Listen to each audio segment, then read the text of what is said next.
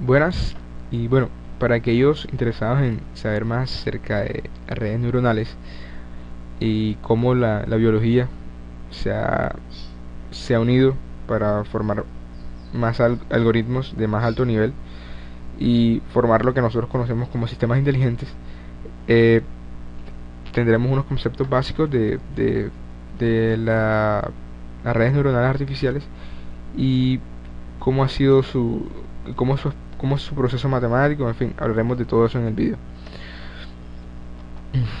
Bueno, el contenido sería la neurona biológica, obviamente la sinapsis, que es algo fundamental en la neurona biológica, como las neuronas, eh, mediante su unión, por así decirlo, forman redes neuronales. Hablaremos también, obviamente, ya entrando en materia, de lo que son los sistemas inteligentes como tal, sobre la neurona artificial, perceptrón, la Adeline no la tocaremos en este vídeo, pero para que sepan más o menos de qué es lo que se viene. Haremos un ejercicio de ejemplo de la neurona artificial, una arquitectura de las redes neuronales artificiales,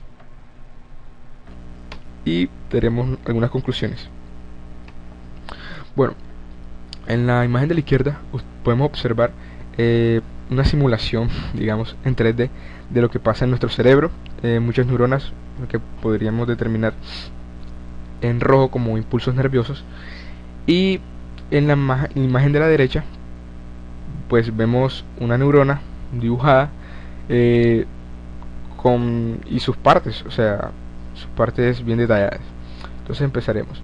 Bueno, la parte actualmente que está en rojo, subrayada por un círculo, encerrada por un círculo, perdón, es lo que nosotros conocemos como el cuerpo celular. El cuerpo celular, además de contener el núcleo de la neurona, contiene dendritas, perdón.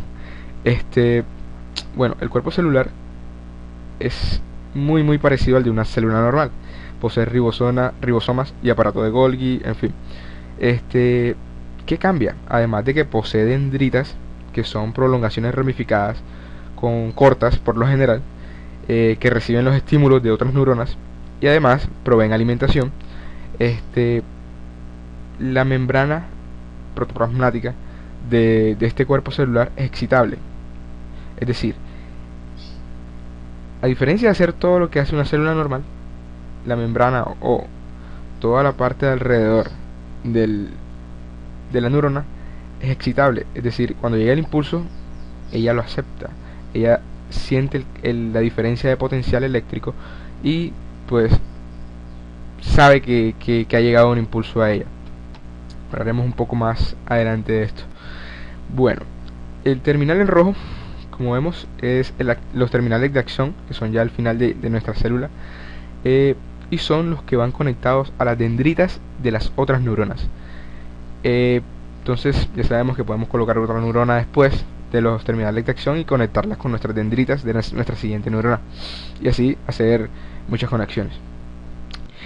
Bueno, el axón, que es una parte muy particular de las neuronas, es una parte importante porque en ella se realiza la transmisión del potencial de acción o del impulso nervioso.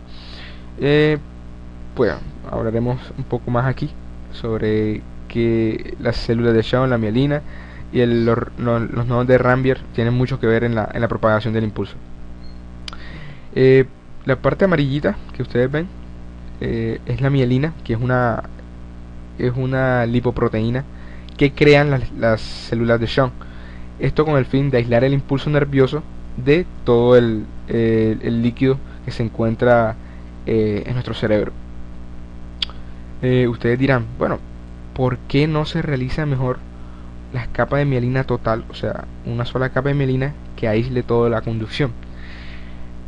La biología es tan perfecta que se dio cuenta de que es mucho más rápido crear una transmisión por saltos que una transmisión consecutiva. Es decir, cuando un impulso nervioso se traslada desde aquí hasta acá por todo el axón, él no lo hace de una manera lineal. Es decir, él hace lo siguiente: transmite, salta, transmite, salta, transmite, salta, transmite, salta. O sea, en estos intersticios que ustedes ven acá, que son los llamados nodos de Rambier, es posible cortar o sea, no se corta en sí, pero permite que, que el potencial de acción no sea lineal. Cuando me refiero a lineal, es que deba recorrer todo eso para, llegar hasta el terminal de acción. Entonces, por medio de saltos, la conexión o la transmisión del potencial de acción se hace mucho más rápida. No todas las neuronas poseen esto. Se considera que las neuronas más especializadas, que son creo que un 80 o el 70% de todas, poseen este sistema. Hay unas que no poseen la mielina, y simplemente la transmisión de impulsos nerviosos se da por normalmente con una descarga consecutiva sobre la acción. Bueno, ya hablamos sobre los nodos de Rambier. Estos intersticios obviamente se comunican directamente con el líquido, o sea, aquí sí no hay capa protectora o capa aislante como la mielina. Hoy ya dijimos que la capa de mielina era producida por las células de Schwann. Bueno, y sabemos también que aceleran la transmisión del impulso. Bueno, entonces hagamos una analogía acá en la imagen simulada. Nuestro cuerpo celular vendría siendo toda esta parte acá, que es la parte que les comenté sobre la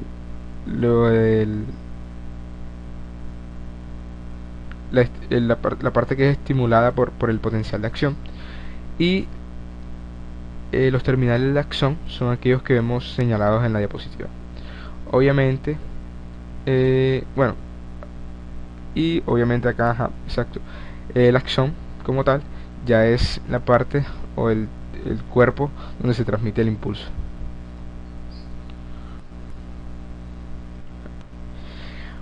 Bueno, otra cosa que no vimos en la diapositiva anterior y está un poco mucho más explícita acá es la sinapsis. En la transmisión del impulso nervioso va información, pero no hay un destinatario explícito, no sabemos qué información va para acá.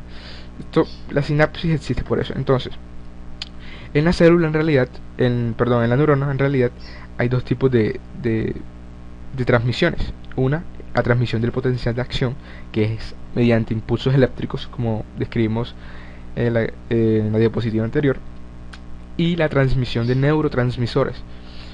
La sinapsis hace hincapié en la transmisión de los neurotransmisores.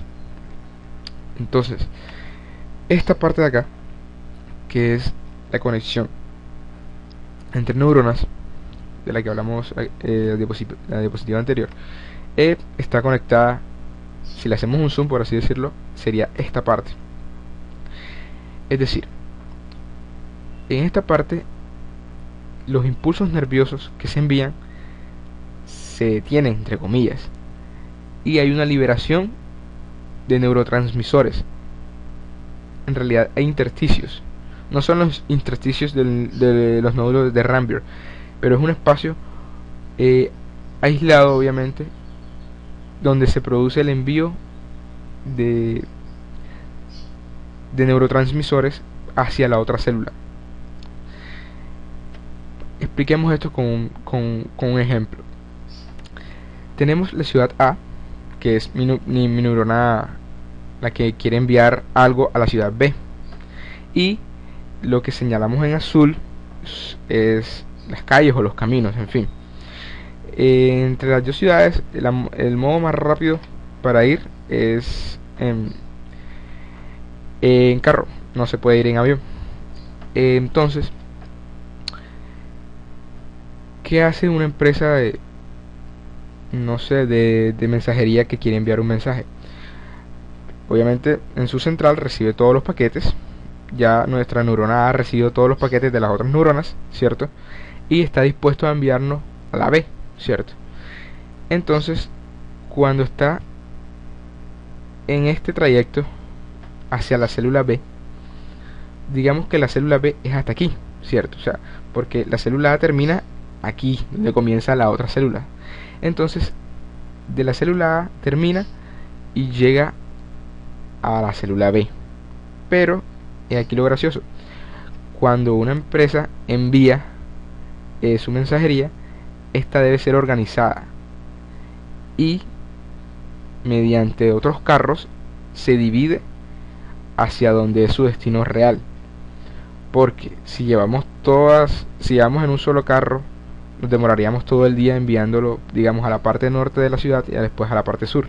Entonces lo ideal es dividirlos en dos carros, uno que se dirija a la parte norte de la ciudad y uno a la parte sur, para llegar a tiempo a sus destinos. Exactamente es lo que pasa aquí. La información que llega a la célula A llega a la célula B, pero aquí se reparte como debe ser, para que cuando llegue a la célula B llegue de la manera que debe ser enviada. Bueno, hablando un poco más acerca de cómo los grupos de neuronas forman redes. Bueno, acá podemos ver que las neuronas se agrupan en conjuntos compuestos por millones de neuronas organizadas en capas, constituyendo un sistema con funcionalidad. A decir verdad, las neuronas por sí solas no son muy, ¿cómo decir?, muy inteligentes. Las neuronas deben estar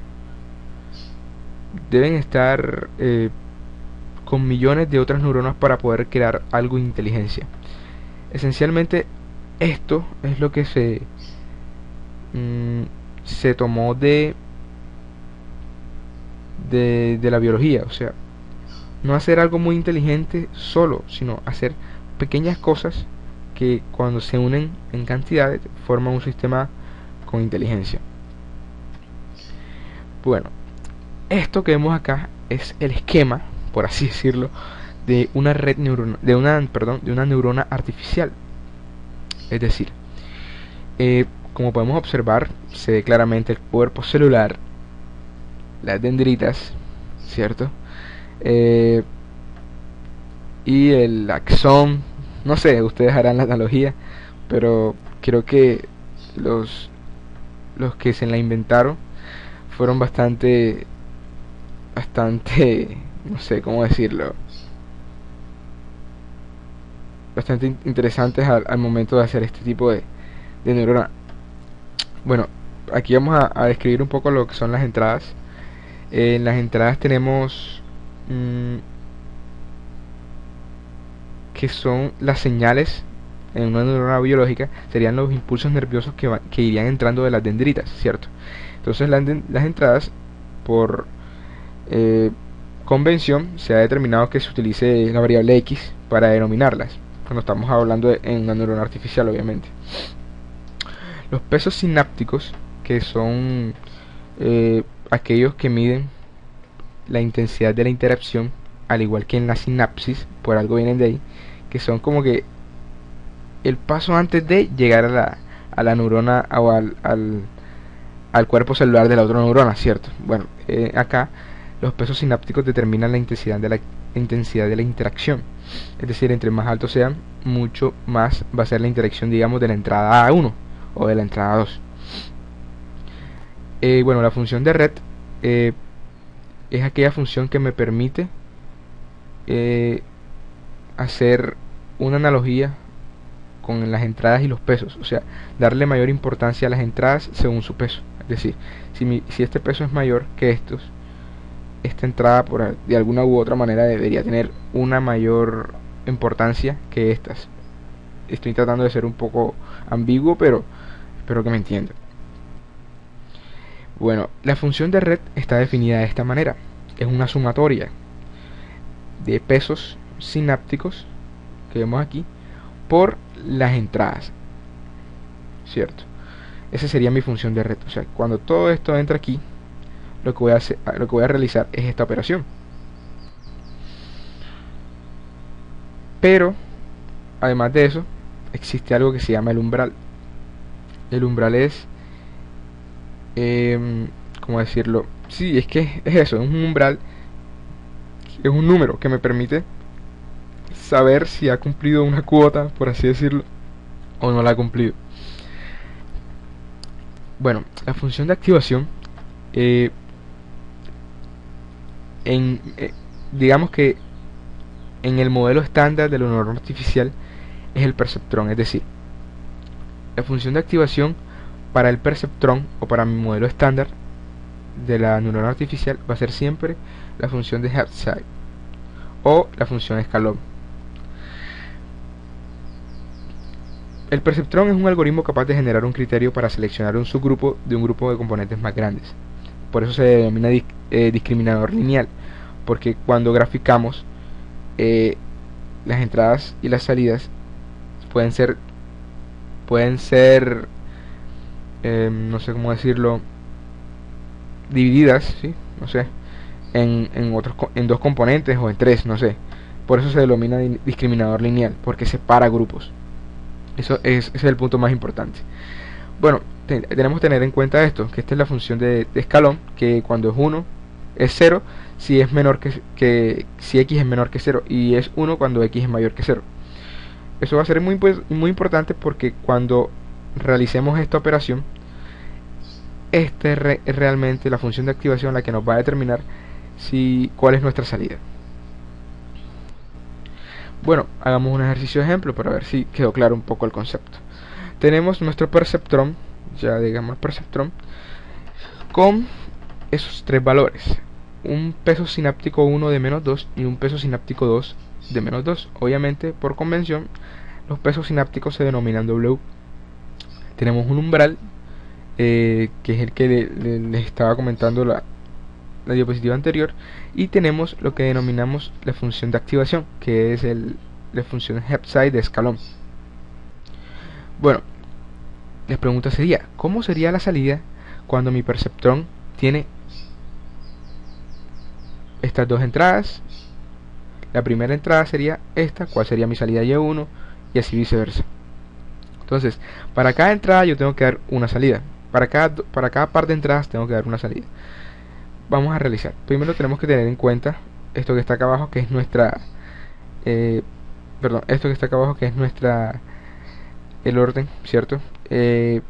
Y por qué tienen esa notación matemática. Nuestra neurona presináptica, que es la que envía, por así decirlo, el impulso, se denomina J, y nuestra neurona postsináptica se denomina I. Por eso nuestras variables matemáticas poseen I, J en su parte inferior o como subíndice. Necesitamos lo que estaba mencionando anteriormente, que es la función de activación y la ponderación de los pesos con las entradas. Bueno, estas dos acá lo que me denominan es la función de Hepside. O sea, a esta ecuación le estoy aplicando la ecuación de Hepside. Es decir, que si esta sumatoria es menor que 0, entonces mi resultado va a ser 0, igual que la función de Hepside. Y si esta sumatoria es mayor o igual a 0, mi salida va a ser 1. Entonces, realicémosla. Acá está un poco más explícito. Digamos, cogemos la primera salida de ejemplo. Mis pesos serían estos dos señores que vemos acá. ¿Por qué? Acá nos está diciendo la primera. Para nuestra primera salida tenemos las entradas 0, 0 y peso W1 y W1 menos 2 y W2 menos 2. Entonces ahí están nuestros pesos. ¿Por qué dice que tenemos que multiplicar los pesos? La ecuación: los pesos se multiplican por las entradas. Bueno, ahí entiende. Las entradas están en amarillo, entonces multiplicamos los pesos por las entradas y sumamos el otro peso por la otra entrada. Es decir, si tenemos dos entradas, va a haber una suma de 2, ¿cierto? Si solamente hay una entrada, no tendremos sumas. Si tenemos tres entradas, serían tres sumas, ¿cierto? Y así sucesivamente. Obviamente hay tres multiplicaciones. Entonces, después de que hayamos realizado esa suma o esa ponderación, aplicamos el umbral, que sería una resta del valor que tenemos aquí, ¿cierto? Entonces aquí tenemos el umbral, que es menos 3, por eso acá es menos 3. Y bueno, como retomamos, esto que vemos acá es el primer ejemplo que estábamos realizando. Teníamos los pesos, bueno, en fin, perdón, aquí había un pequeño error, era menos 3 sí, perdón, era acá, era más 3 en el resultado final de la ponderación y del umbral. Entonces tenemos que esto es mayor o igual a 0. Según nuestra función de Hepside, aquí está definida como si es mayor o igual que 0, debe ser 1, entonces por eso es 1. Realizamos de la misma manera con la salida 2, la 3 y la 4, y estos son los resultados que arroja. Como podemos ver, es algo bastante sencillo y solamente requiere de sumas y de multiplicaciones. Solamente debemos tener en cuenta cuál es nuestra función de activación, que para el perceptrón siempre va a ser la misma, y pues los valores como los pesos sinápticos, los umbrales y las entradas. Bueno, la arquitectura de las redes neuronales. Las neuronas artificiales también se agrupan en conjuntos compuestos de neuronas organizadas en capas y redes, constituyendo un sistema con funcionalidad. Desafortunadamente, nos hemos dado cuenta tarde de que debemos basar nuestras experiencias en las experiencias de la naturaleza. La naturaleza lleva modificando millones de años las neuronas, haciéndolo cada vez más susceptibles, más perfectas. Entonces nosotros hemos copiado ese sistema. Bueno, las conexiones sinápticas son direccionales, la información solo puede influir en un sentido, o sea, de la neurona presináptica a la postsináptica, como veíamos ahí. Desde la neurona presináptica, exacto, bien. Esto sería nuestra analogía, es decir, nuestra neurona de la que acabamos de hablar. Ahora imagínense que cada punto de esto es una neurona con múltiples entradas, ¿cierto? O sea, cuando tú tienes un conjunto de neuronas compartiendo entradas, pongo otra neurona aquí y recibe también esta entrada acá, entonces ya forma una capa, ¿cierto? Cuando tenemos múltiples entradas compartiendo una entrada. Tenemos una red cuando tenemos múltiples capas, obviamente, bueno, y tenemos un sistema neural cuando ya se le dan las entradas, cuando esto está entrenado. Esa parte no la hemos hecho todavía, la vamos a hacer más adelante, y cuando ese entrenamiento ya nos genera una salida que está acorde a nosotros. La ventaja de hacer redes neuronales, de aplicar redes neuronales en la parte de algoritmos, es que la matemática se hace paralela, es decir, podemos hacer múltiples cosas al mismo tiempo y no como en los algoritmos que realmente hacemos nosotros, que primero hay que hacer un paso para que siga el otro. Eso genera mayor agilidad y mayor proceso en el mismo tiempo, lo cual ahorra enormemente memoria y, bueno, no sé, dependiendo de la aplicación que tengamos. Bueno, acá estábamos explicando lo que es un sistema neural o prácticamente una red. Normalmente cualquier arquitectura de las redes neuronales, ya hablando de la red neuronal como tal, posee una capa sensorial. La capa sensorial es aquel grupo de neuronas que recibe la información, o es la capa de entrada, funcionan como sensores. La capa oculta, por así decirlo, es aquella que después de recibir esas entradas procesa las entradas después de un entrenamiento, obviamente, y la capa de salida es la que me genera como tal bueno, si estoy esperando si es mi salida esperada o no. ¿Qué podemos concluir? Que definitivamente los sistemas biológicos están porque llevan millones de años evolucionando y tratando de ser perfectos, o por lo menos intentando que el ser vivo que los utilice superviva el mayor tiempo posible. Entonces estamos por buen camino intentando imitar a la naturaleza en estos aspectos, porque así deberíamos conseguir algoritmos de mayor proceso o de mayor nivel de procesamiento y aplicarlos en áreas que no teníamos ni idea.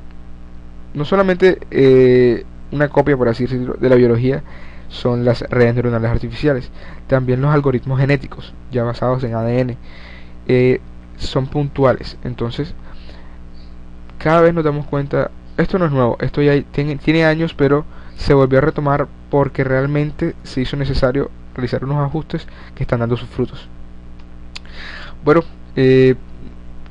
las personas que realizamos este video fuimos Adrián Mendoza, José Oñate, Germán Lozano y Michael Medina. Todos hacemos parte de la Facultad de Ingeniería del programa de Ingeniería Mecatrónica de la Universidad Autónoma del Caribe, Colombia, Barranquilla. Que disfruten y sigan dando éxitos.